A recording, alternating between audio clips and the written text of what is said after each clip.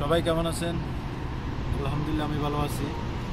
তো আজকে আমি আছি সৌদি আরব বুরাইদা আল কাসিম। তো বর্তমানে আমি আগে ছিলাম রিয়াদে, এখন আল কাসিমে রিয়াদ থেকে ট্রান্সফার করে আল কাসিমে চলে আসা হচ্ছে। তো এখন আজকে ডিউটিতে যাওয়ার আগে এই বাহির হওয়ার পরে এই সৌন্দর্যটা উপভোগ করা।